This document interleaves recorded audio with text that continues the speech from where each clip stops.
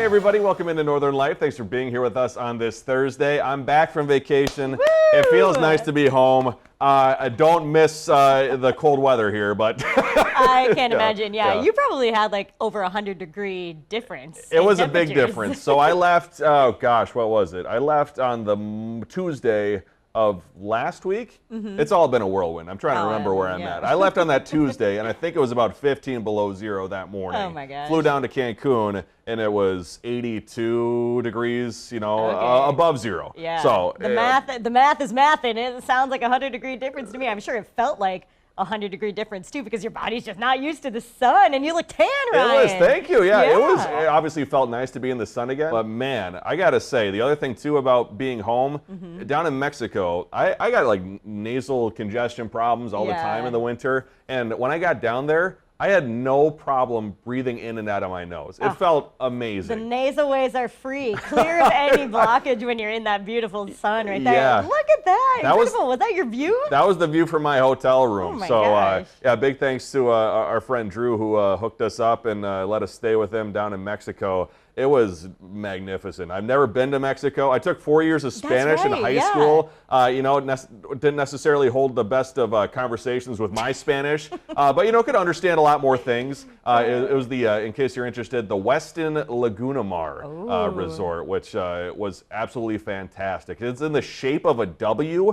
It has Okay. like 6 different pools and a couple infinity pools, the swim-up Wow. bars. My first ever time sitting at a swim-up bar in the pool. So I was spoiled, to say the least. No kidding. Yeah. Yeah, and how on brand with this W shape of the hotel too. Yeah, They've got it yeah, going on for there. the Westin. Yeah, But, and you did a little golfing, I think, too. I did a little golfing. Okay, Yep, my very first good. time golfing in Mexico. First time in Mexico. Yeah. But as you can tell, on the left there, Golfing abroad. no balls fortunately ended up in the ocean for me. As far as I'm concerned. Wow. But it was absolutely incredible. So this is the 18th hole that we were playing on, and you can tell in the back there. That's where people park their yachts to access the ocean. I bet they do. Yeah.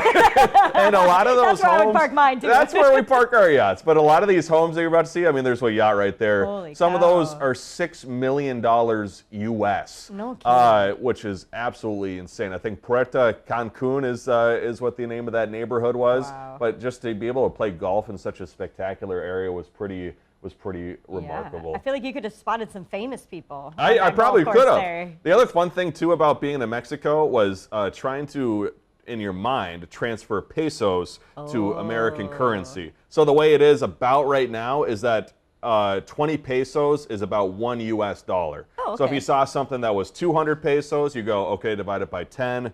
20, or wait, divided by 10, and then divided by 2. So it'd be 200 pesos would be $10 US, I think. I'm not going to even Yeah, pretend that yeah. I So can figure that was- out that math on TV here right now. That was us in the grocery store the entire time. If you saw something, you go, okay, I'm going to do the math in my head to figure out what the cost is. But yeah, the golf was amazing. The food was spectacular. Yeah. Another thing, too, about being on the golf course, it's not like you might up here, at Lutsen before, I've seen like a fox on a golf course. Yeah. They had dogs on the golf course just hanging out, What? stray dogs. But they're so sweet. Oh my Actually, gosh. one of them wasn't so sweet. I actually got too close to one because my tee shot was over by the woods. Oh, and they it were wasn't happy? very Was it a protective. I actually don't even. I should have done more research on what these are. They kind of look like anteaters, Oh. or like lemur Yeah. zabumafu type friends. And then actually on another hole, I thought they were lying to me. My group they spotted a crocodile. Really? That I don't have a picture on my phone of, but I Well, thought good. it was I'm glad one of you the. didn't get close enough to see the crocodile Yeah. for a picture. Holy man, Yeah, that but, would be scary. How cute are those guys, though? They were very cute, and so it was odd. It had a lot of signs saying like "Beware of crocodiles" on the golf course, which you don't see, up here at Anger or Namaji, in Right. Superior in our Northland Oh golf my gosh, courses. Yeah, those dogs could get me on a golf course. I don't golf, but Yeah. heck, if there was a dog out there. they were very sweet. I That would was the say. funny thing too. After my cruise vacation too, we saw stray cats everywhere in town. Yeah. So seeing stray dogs in the shade on the golf course was pretty cute. But if you are thinking about taking a trip to Cancun, I would definitely highly recommend it. A few travel Yeah. tips for you out there. Okay. Before you go, I did grab some pesos from my bank. However, make sure if they can give you smaller bills, because I got a lot of big bills. But if you're going to ride things like the bus to get around, or maybe just get little food purchases, you're going to want smaller bills. Yeah, that's a good idea. Yeah, that way you're not forcing them to make that change. Also, use the bus. The bus is super inexpensive down there. Uber also operates in Cancun, which was super helpful for us getting to and from the golf course. Here's another thing that I should have figured out. I did bring a sun hat, which was super important for all my days in the sun. However, I didn't bring one single long sleeve shirt, and a lot of folks, move, right? yeah, rookie move. And a lot of folks there who had been there a lot, they had those long sleeve pool shirts on, so definitely protected their shoulders from future burns. Did you get burned? I got heavily burned on my shoulders, so I'm not going to show you all at home. But bring a long sleeve shirt if you got it. And I think the other thing too, don't necessarily rely on reviews online for the places you're going to go. I think definitely get word of mouth, maybe from people at the hotel, because there was a spot I was really looking forward to. It had 5-star reviews, had like 500 plus reviews. And it was actually really bad. Oh, really? But the other thing too is that we didn't have a great experience, but folks who said they liked the food, that waiter told them to fill out a review. And so the folks who didn't necessarily like the food weren't told to fill out a review. Okay, so did they get a little kickback too, maybe? Yeah, that's what it kind of seemed like. Review. Yeah. Oh, well, that's funny. I feel like that's kind of true for all online reviews of things, especially when it comes to restaurants. But yeah. Well, the whole team, of course, still waiting to get back together. Hunter on his cruise. Hopefully he's having fun. If you didn't see the photos on our Facebook page, Hunter looks like he's having a great time. Before he got on the cruise, he went to the Daytona 500. That must have been so fun. I know. I watched a little bit of it on TV, just a couple laps. That's all I could stand. Yeah, Hunter getting all the forms of transportation besides flying. You know, he's got the riding, he's got the driving of his own, and now he's cruising around, which is great. Well, coming up, Briggs is sitting down with a pair of crafty artists based in Carlton, Minnesota. We're talking with Munger Trail Knits next.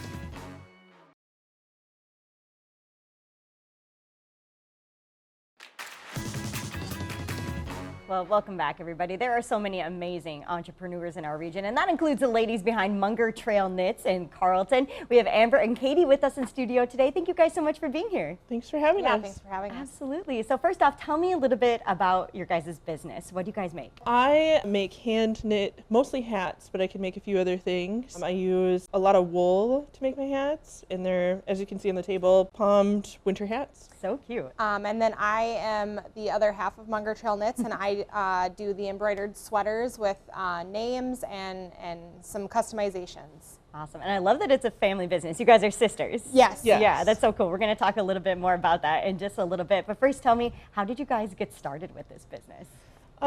So a couple of years ago, we have my great aunt who has crafted throughout her entire life, really every single craft. I can't think of one that she doesn't know how to do. And she really got it in her head that she wanted to teach both of us one of her crafts, and wanted us to pick one out. And I remember learning how to knit and crochet when we would visit her up in Silver Bay one summer, and I forgot how to do it. And so I had her reteach me how to knit, and then it kind of took off from there. And then Katie joined in when she picked her. Yeah, so probably 18 months ago, our older brother had a baby, and her name is Ellie. And so we decided, we need to make Ellie a sweater with her name on it. And, and I hadn't picked it up for such a long time. So I did it, and then my mom encouraged me to try other things, and here we are. Yeah, these are just beautiful. Tell me, first we'll talk about the sweaters. What goes into making something like this? It's just beautiful. We get different patterns from a few different really talented graphic designers, and then I have to go in and obviously edit the name and things like that. The hardest part is honestly picking colors. Yeah, where do you get your inspiration for some of these cute designs? And this one appears to be Easter. Love it. We've got Easter, we've got a reindeer one for Christmas that we did, we've got some wildflowers, and then I can do some customizations. I haven't played with as much as I'd like to, but we're getting there. And your hats too are just beautiful. That must take a lot of work. It is faster than you think. It takes me under 2 hours to knit one from start to finish. Probably the longest or the most time spent is just picking out beautiful yarns from all over the place, local and far away, and matching a palm. Matching palms and adding the tags and all of that stuff. So much mix and matching. I just love it. So what is it like having a business with your family members, being able to start something from scratch with them? We're really fortunate to have my great aunt who taught us how to do these things. Our mom is kind of our manager and pushes us to do things. Like, she was the one who really encouraged me to start our social media pages and just see where it goes. She encouraged me to build a website, and so we're lucky to have her coordinating the chaos behind the scenes. So we can really just spend time creating things. She's also our shipping department. Because you guys both have full-time jobs outside of this, so that must be a lot of work, to manage this awesome the project too. Yeah, and it's really fun when we get like a lot of hats done, or we have a big market coming up. We get to spend an evening together kind of prepping everything all together with my great aunt, my aunt, and my mom. And it's kind of a little bit of a party, a little bit of a fun way to get together with all of us and spend some time. Yeah, so you guys show your stuff at markets. Where can people find you guys at an upcoming market maybe? So the next market we really have is Candleberry, the spring market down in Edina. And that's kind of the last one I think we have on the books. Our busy season for markets is definitely during the winter with the hats. But we have our hats in store at Woodfire Candle, at NP Junction Bookstore in Carlton, and then at Smith and Mercantile in Crosby. Awesome. And of course, you guys have your products on your social media pages and your website too. Yes. So we're going to pop up a graphic there with the contact information. There it is. Perfect. So that's where you guys can reach Munger Trail Knits. Tell me, what about if somebody was looking to start a business like your guys's, what advice would you have to them? I think reaching out or talking with other small businesses has been super helpful. We're very fortunate in the Duluth area to have so many entrepreneurs and makers and creative folks. And a lot of them, in my experience, have been more than happy, even if they're in the same kind of like niche as you, to answer questions, tell you where they find materials, how they ship things, what they've done that's worked, hasn't worked. Markets they've been successful at, haven't been. So that's been really helpful. Otherwise, I think it's just a matter of kind of going for it. And again, we're fortunate to have our mom kind of nudging us along a little bit with some of these things to take a little bit of risk. But don't be afraid to put yourself out there and show your work. Awesome. Well, congratulations, you guys, on so much success with this, and best of luck in the future. Always so fun to learn about people's passion projects. So, Amber and Katie, thank you guys so much for coming in. Thank thanks you. for having us. We'll be right back after the break.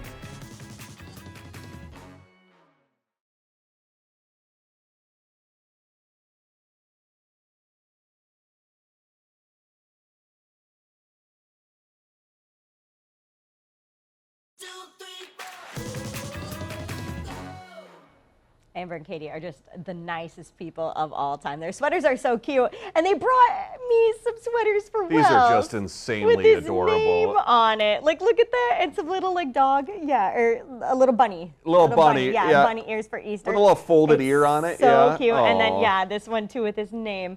Just adorable. I know, just the nicest people. Thank you guys again so much. You're gonna have to save those forever and have to I know. put those in a frame like when he gets older. I'm Those are definitely just going to too do cute. that because that's so perfect. It's always so sad when they grow out of clothes, Yeah. And this will be a keepsake. Especially for sure. those So cute thank little you guys baby so much. shoes. Those are cute. Dude, it's so adorable.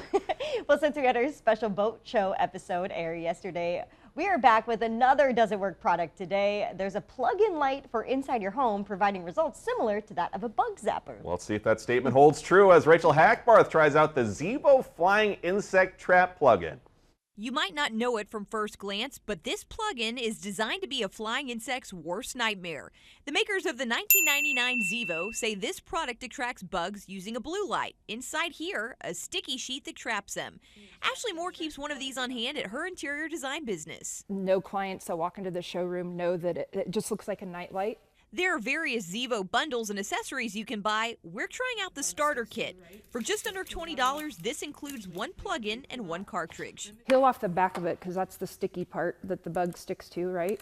So peel that off. With that cartridge inserted, the instructions say we can now plug this insect trap into any indoor electrical outlet. Then plug this one in. There we go. So then the blue light is what attracts the bug or the fruit fly or whatever it is. And then they fly into that light and then they stick on the back of it.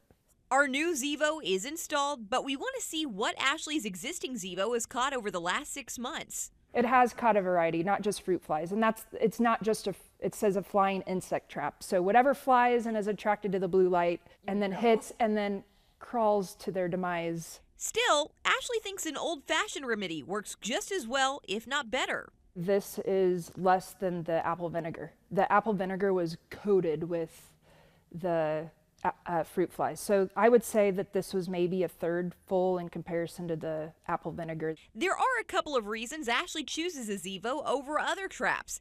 It is not messy and it has no smell, just as the makers advertise, leaving her bug trap hidden in plain sight when her customers visit her business. I do think it works. We've obviously left it up in here for a while, even since the summer. For Does It Work? I'm Rachel Hackbarth.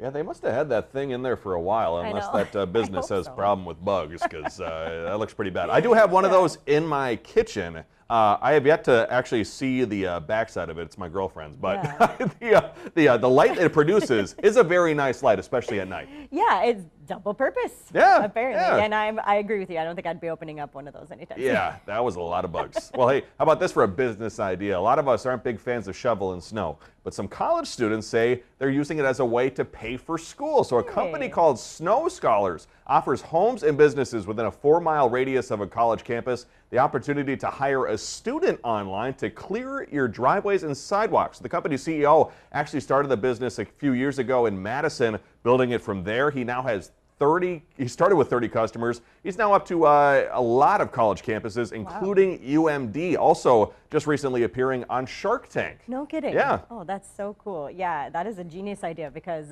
someone always needs some shoveling done. Get somebody young to do it. Here. Yeah, especially if you got a bad back like me. Get somebody younger than you to do it. We'll talk about tomorrow's big shows from Hayward when we come back.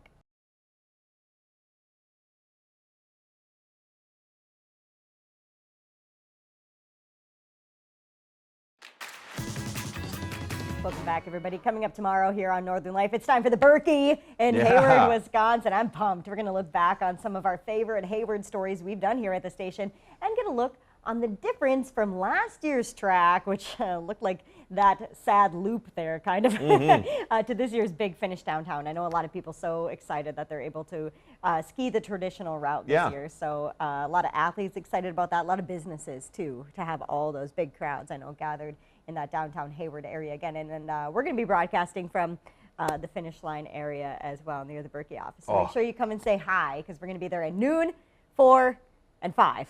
Noon 4, 5. Good to know. That's when all the action's happening. I need to remember when I need to be there. But before we go today, the Idaho Potato Commission recently made a French fry-inspired lip balm made with real Idaho potatoes. And guess what? It already sold out 48 hours after its launch. So the limited edition Valentine's Day release took social media by storm. And a recent national pollfish survey found that 92% of Americans find the taste of Idaho potato French fries irresistible. And so maybe now your lips, for the folks out there, their words, not mine, irresistible. So yeah, thanks for joining us today.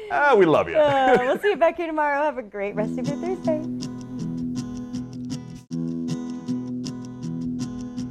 Find some time to throw a line or just head outside to unwind.